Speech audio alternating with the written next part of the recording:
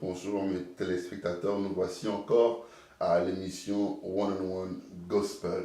Merci de rester à l'écoute. Aujourd'hui, nous avons dans nos bureaux, spécialement pour vous, un homme extraordinaire que j'aime beaucoup, un ami qui viendra à mon mariage et qui j'irai aussi à son mariage. On struggle encore, mais on y arrive, Dieu merci. C'est David Joseph. Yes. Bonjour David. Bonjour. Comment tu vas? Ah, j'aime bien. Ça va bien. Ça fait longtemps, j'aime t'entendre rire. Parle-moi un peu, vas-y, dis-moi, c'est quoi les feedbacks avant qu'on commence? Quel Ouais, feedback Quel feedback bon, on commence. Ah, j'aime tellement cet homme, merci Seigneur. Ok. Moi je le connais déjà, mais vous ne le connaissez pas encore. Alors, on va commencer par lui demander de nous parler un peu de toi. Alors, parle-nous un peu de toi, David Joseph. David Joseph, écoute, c'est pas grand chose, c'est un gars comme tout le monde, c'est un gars ordinaire qui aime rire, qui aime manger, qui aime la vie, qui aime donner des jokes. Quoi, je travaille, je vais à l'école, j'étudie en tant que gestionnaire de réseau. Par la grâce de Dieu, si Dieu le veut bien, je termine cette année. Amen. Et puis c'est ça, quoi. C'est tout. Amen. One on One Gospel, ici on reçoit tout genre d'artistes, on reçoit des écrivains, on reçoit des poètes, des chanteurs, des interprètes. Et David, lui, est un ami des mots qui performe beaucoup dans la scène montréalaise. Alors explique-nous un peu, qu'est-ce que tu fais? Pourquoi es-tu ici? Par la grâce de Dieu, je rappe. Amen. Je rappe.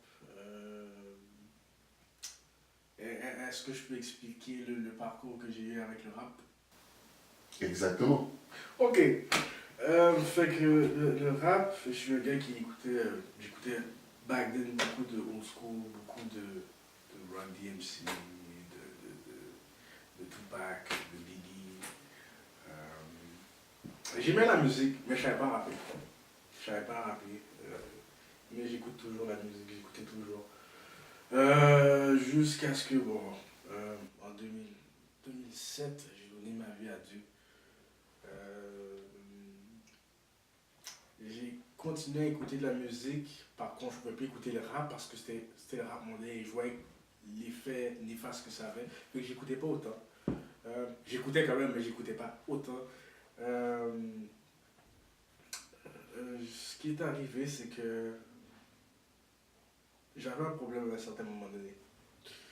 Et je savais pas comment dealer avec, je savais pas à qui parler ou quoi que ce soit. Fait que je me suis mis à écrire. Ça c'était sans musique ou quoi que ce soit, c'était vraiment dans mes émotions, directement avec Dieu, dire comment je me sentais, qu'est-ce qui me tracassait, qu'est-ce qui allait pas bien, qu'est-ce que je me sentais, comment est-ce que je me sentais par rapport à Dieu, est-ce qu'il m'avait aidé. C'était aussi, il faut dire, c'était, comment on peut dire, ça prend du temps avec Dieu, comme si une relation, ça prend du temps une relation à grandir. Et puis tu apprends à connaître la personne, savoir comment qu'elle est aussi. Puis c'est ça, j'ai commencé à écrire tranquillement, sans les beats ou quoi que ce soit. Par la suite, j'ai mis quelques beats dessus, des beats instrumentales, et j'ai continué à écrire.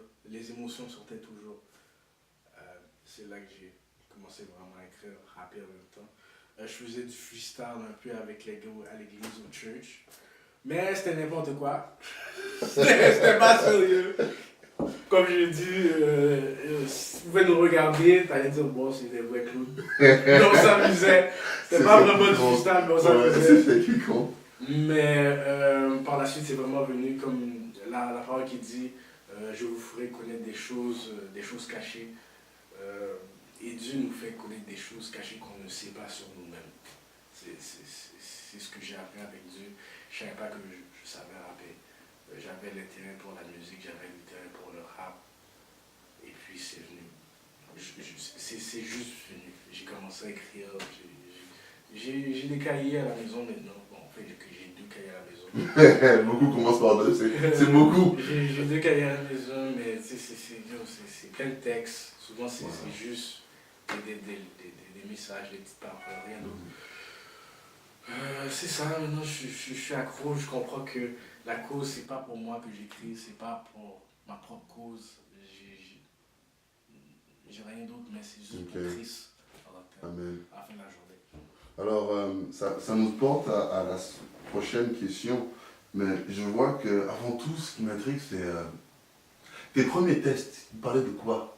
Mes premiers textes, waouh! Ça remonte à longtemps. Ouais.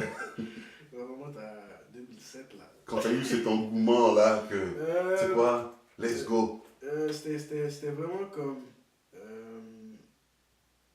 Il faut dire aussi que c'était un processus que je venais de me baptiser. Ok. Fait qu'il y a aussi un processus avec Dieu, comment marchent les choses. Je ne savais pas que c'était comment qu'il fallait que je me confie sur lui. Je savais que je croyais en lui. Mais c'était vraiment. Dieu, pourquoi ça marche pas? Pourquoi telle affaire marche pas? Qu'est-ce qui se passe? Je ne comprenais pas que c'était lui qui était en train de briser ce qui ne marchait pas et refaire une nouvelle voie que je devais suivre. Fait que mes premiers textes consistaient en tant que tels ces choses-là. Dans cette démarche. Ouais. Ah, super, très intéressant. Ça serait bien qu'on puisse produire ces tests-là, parce que beaucoup vivent ça maintenant. Beaucoup sont dans cette démarche d'inquiétude, comment faire. Vraiment, je t'encourage à vraiment produire ces tests-là. C'est un fruit qui mérite d'être mangé par beaucoup. Pour aller à ma prochaine question, c'est le message de tes lyriques. Qu'est-ce que tu veux qu'il ressorte? Le message que je vais donner, écoute, c'est un message d'espoir. Comme quoi que l'amour existe. Le monde n'est pas parfait. En tant que tel, notre monde, notre société, là où on vit en ce moment, il y a plusieurs tentations, il y a plusieurs choses. Mais l'amour existe. En tant que tel, le vrai message, c'est que Christ est vivant. Christ est amour. Christ est mort pour nos péchés. Et qu'il a ressuscité. Et oui, il est encore en vie. Amen. Et ce que je veux parler, c'est de ça. Montrer aux gens que c'est vrai. C'est pas de la folie, c'est pas des fables. C'est pas une légende. C'est pour le vrai. Amen. So that's it. Très bien, merci. On a compris le message, on voit la passion, d'où tout ça vient. Maintenant, je me dis, ce don-là magnifique que Dieu t'a donné, as-tu déjà enregistré un album? Oui, j'ai enregistré un album. J'ai enregistré un album le 27 novembre 2011. Mon premier album était sorti, c'était Push. Wow. P-U-S-H, pour Prière unique et sincère d'un homme. C'était mon premier album que j'avais tout sorti. Qu'est-ce qu'il y avait, le contenu? Oh wow, écoute, c'était vraiment quand même assez personnel, mais pas personnel. C'est-à-dire que je me suis rendu compte quand j'ai écrit ces tracks-là, c'est des choses que je pensais que je vivais moi tout seul. Mais quand j'ai écrit, c'est sorti, les gens, j'ai reçu des messages comment les gens relate. En fait, quand tout le monde vit les mêmes problèmes, on a tous les mêmes choses. Et puis, exactement. Comment qu'on voit les choses. Puis, non, c'est vraiment ça. Amen. Amen. Push. Si vous ne l'avez pas déjà, vous pouvez vous le procurer. Et où on peut se le procurer encore? Je crois qu'il était sur le lien de Godson Production sur Facebook. Ce que je peux toujours faire, c'est remettre le lien. Super, merci beaucoup. Ce que je pense que je vais faire après cette interview. Merci, on va essayer d'avoir le lien directement sur le site. Mais tu as parlé de Godson Production. Qu'est-ce que c'est Godson Production? Godson Production, c'est le label de un de mes collègues qui s'appelle Godson en tant que tel. fait de la musique. En fait, c'est plus que de la musique. C'est plus que la musique, c'est juste rendre gloire à Dieu en tant que tel. Ça avait commencé avec Ross Amazon, qui est Godson, et moi-même en tant que tel, avec Larry Legend et David Osman en tant que tel, depuis quand encore 2000. Parce que je sais que les albums sont sortis en 2011, mais je pense que c'est vraiment, même pas en 2010, mais je dirais que les quatre ensemble, je pense que ça a commencé depuis, je dirais 2008. On a commencé à faire des beats ensemble et tout. Okay. Puis par la suite, c'est sorti. Ok, donc j'imagine qu'on a une compilation qui est déjà là ou qui vient avec ces 4 grands artistes que vous êtes. Chacun leur album. Oh, super. On les aura chacun leur tour. Ah. Merci beaucoup. Godson Production, donc c'est le label dans lequel tu travailles maintenant. Ok, super. Maintenant, je me dis, quand tu regardes au travail que tu as accompli, c'est déjà beaucoup. Je sais qu'il reste encore un grand chemin où Dieu t'emmène. Mais quand tu regardes à ce que tu as déjà fait et que tu voudrais ressortir ne fût-ce qu'un morceau ou qui t'a vraiment touché. Oui. C'est la question compliquée des artistes. Je sais pas. Je sais que bon, je sais pas. Je veux dire, en ce moment j'écris un album, ok. Super. Qui est supposé sortir en 2014. Ok, il s'appelle Life Changer. Life Changer. Wow, Life Changer. Ok. Si c'est pour retourner dans le passé avec toi, je sais pas. Pour cet album. Parlons de cet album alors. Le track qui me touche le plus, je dirais, c'est. Il y a tellement de tracks qui me touchent. Je dirais Étends tous nos limites. Étends nos limites. Étends tous nos limites. Tous nos limites, wow. Ouais. Il est déjà sur Facebook en tant que tel. C'est un track, en fait, qui parle. Ça fait référence beaucoup avec un personnage biblique qui apparaît pas longtemps là, Jabez. Puis ce qui arrive, c'est que vous voyez le titre Étant tous nos limites en tant que tel. Je pense que là je parle de Montréal, je parle du Québec, mais ça peut aller pour le monde aussi en tant que tel. Plusieurs chrétiens en ce moment, surtout dans notre jeunesse, on dirait qu'on ne sait pas où ce qu'on... on sait souvent c'est quoi notre don, mais on a peur on a peur de le faire ou juste d'utiliser le don que Dieu nous donne en tant que tel. Et puis, ce track-là fait référence non seulement à ça, parce que ça fait référence au fait que on doit utiliser nos dons, mais en même temps aussi, il y a le savoir-être en tant que personne, en tant que tel, pas juste seulement utiliser les dons. Oui, c'est très important, c'est là qu'on va aller encore plus loin, l'armée de Christ va aller plus loin, mais je pense que le savoir-être en tant que personne, puis montrer l'amour de Christ aux gens, c'est ça qui va faire la différence. Wow, c'est très bien dit.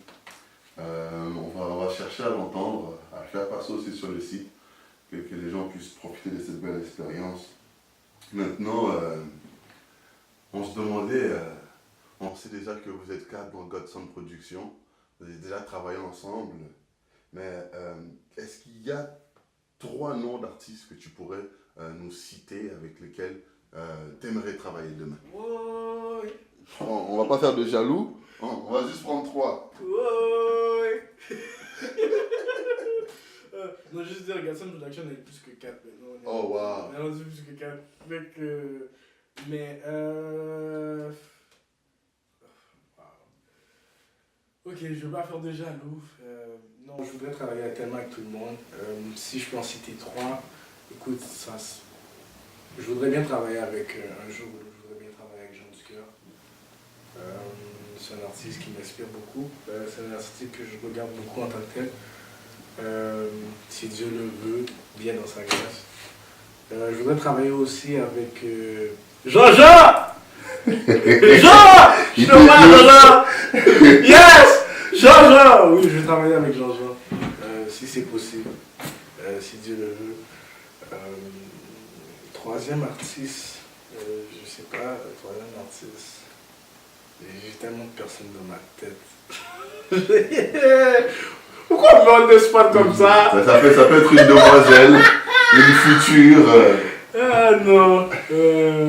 En tant que tel, bien sûr. C'est ça que tu ne devais pas dire, mais tu vois, ça va se faire déjà. Ça va se faire déjà. Ah super, on aime ça. Ça va se faire déjà, t'inquiète.